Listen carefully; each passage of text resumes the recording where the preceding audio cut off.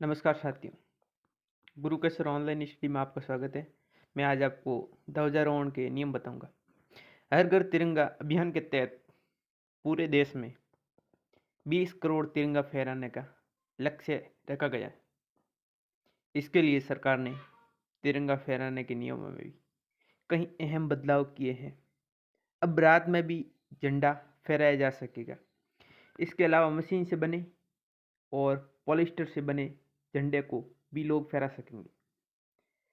संशोधन से पहले केवल सूर्य उदय से सूर्यास्त तक तथा केवल हाथ से बने हुए झंडा या काता हुआ ऊन, कपास या रेशमी खादी से बना झंडा ही फहराया जा सकता था। अब जो झंडा है वो किसी भी कपड़े का हो, उसका हम फहरा सकते हैं। ये पहले नियम नहीं था, ये अभी नियम बना हुआ है। ये अमृत महोत्सव है आज़ादी का 75वां। इसके तहत नया नियम लागू किया गया है, हर घर तिरंगा अभियान। इसके लिए आप भी अपने घर पर एक तिरंगा जरूर फहराएं।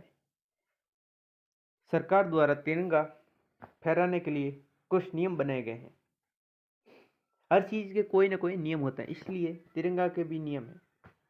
ऐसे में अगर आप तिरंगा फहराने जा रहे हैं तो उन नियमों को जानना बेहद ज़रूरी है, क्योंकि हर चीज़ की सीमा होती है। क्योंकि अगर तिरंगा को फहराने में इन नियमों का उल्लंघन हुआ है तो उस तिरंगे का अपमान माना जाता है, क्योंकि ये राष्ट्रीय ध्वज है। सांस्कृतिक मंत्रालय द्वारा दी गई जानकारी के अनुसार राष्ट्रीय ध्वज फहराते समय हमेशा इन बातों का ध्यान रखना चाहिए, जो मैं आगे के वीडियो में आपको बताऊंगा।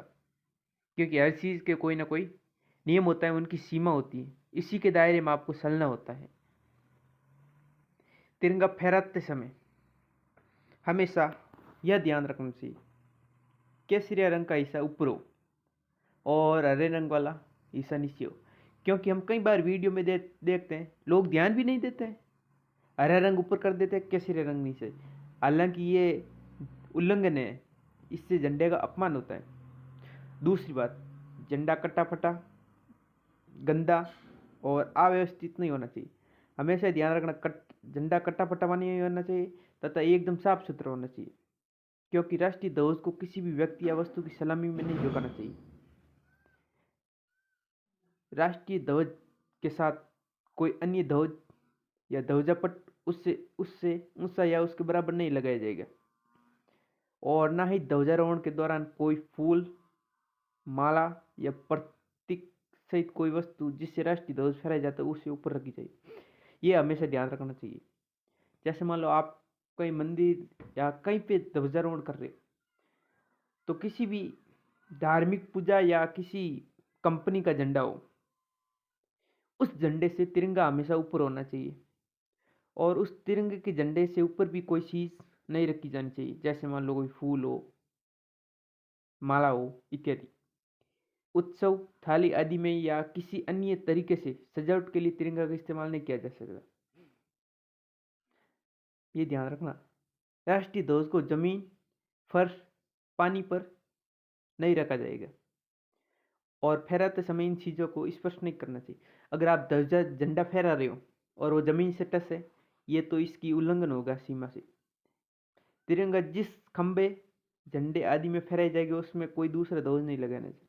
ऐसा नहीं आप 3-4 एक तिरंगा लगा दिया, दूसरा आपने देवी देवता का या कोई कंपनी का झंडा लगा दिया, ऐसा नहीं होना चाहिए। तिरंगा उस खंबे में अकेला ही होना चाहिए।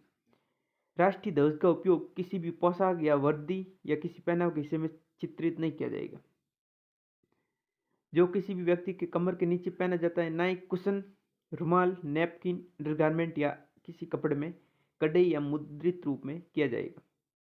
राष्ट्रीय ध्वज का उपयोग वक्ता को मेज को ढकने के लिए नहीं किया जाएगा, ना ही वक्ता के मंच को इससे लपेटा जा सकता है। आप देखते हो क्रिकेट में लोग झंडा बनाते हैं, वो कमर के ऊपर आप उसका इस्तेमाल कर सकते हो। कमर के नीचे आप बिल्कुल नहीं कर सकते हो, क्योंकि इससे तिरंगा का अपमान होता है। जब तिरंगा को समतल या क्षैतिज पट्टल पर प्रदर्शित किया जाता है तो केसरिया पट्टी सबसे ऊपर होगी और लंबवत प्रदर्शित की जाएगी।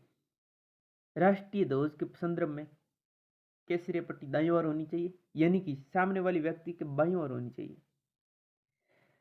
ये हमेशा जब आप कोई नेता सलामी लेता है तो झंडे के राइट ओर लेता है।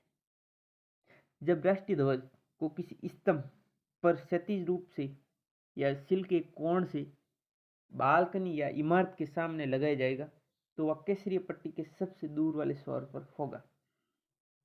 ये ध्यान रखें।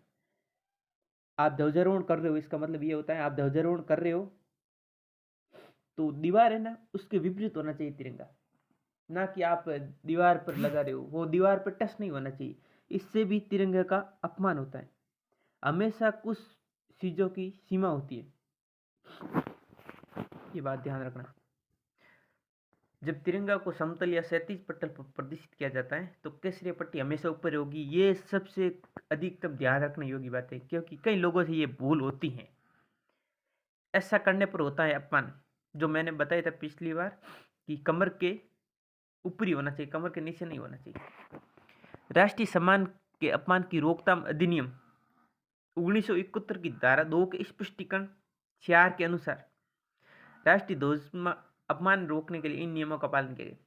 सपोज करो आपने अपमान कर दिया तो 1971 में अधिनियम बना धारा 2 के तहत स्पष्टीकरण होता है और 4 के अनुसार राष्ट्रीय ध्वज का अगर अपमान आप करते पकड़े गए तो इन नियमों का पालन किया जाना चाहिए। राष्ट्रीय ध्वज का उपयोग किसी अंत्योष्टि को लपेटने के लिए, साथ ही किसी की तरह चीजों को लपेटने के लिए नहीं किया जाएगा। अगर वो कोई सैनिक शहीद हुआ है तो अलग बात है, वो सरकार लाएगी, लेकिन निजी अंत्योष्टि में कोई सामान्य व्यक्ति इसके लिए तिरंगा का उपयोग नहीं कर सकता है। राष्ट्रीय ध्वज का उपयोग किसी भी पोशाक या वर्दी या पहनाव के हिस्से में चित्रित नहीं किया जाएगा जो किसी व्यक्ति के कमर के नीचे पहना जाता है, और ना ही कुशन, रुमाल, नैपकिन, गारमेंट्स या किसी कपड़े में मुद्रित किया जाएगा। तथा राष्ट्रीय ध्वज का उपयोग लेखन प्रक्रिया में नहीं, ऐसा नहीं आप राष्ट्रीय ध्वज फहरा रहे हो उसके ऊपर कुछ लिखा हुआ है। राष्ट्रीय ध्वज एकदम साफ सुथरा होने से ऊपर केसरिया रंग, बीच में सफेद अशोक चक्र और इसके अंदर नीचे हरा रंग। अशोक चक्र में ये ध्यान रखना 100 स्त्रियां होती हैं। राष्ट्रीय ध्वज का उपयोग वस्तु को लपेटने, प्राप्त करने और वितरित करने के लिए नहीं किया जाएगा। राष्ट्रीय ध्वज का उपयोग किसी वैन के किनारे, पृष्ठ भाग पर ढकने के लिए नहीं किया जा सकता। धन्यवाद।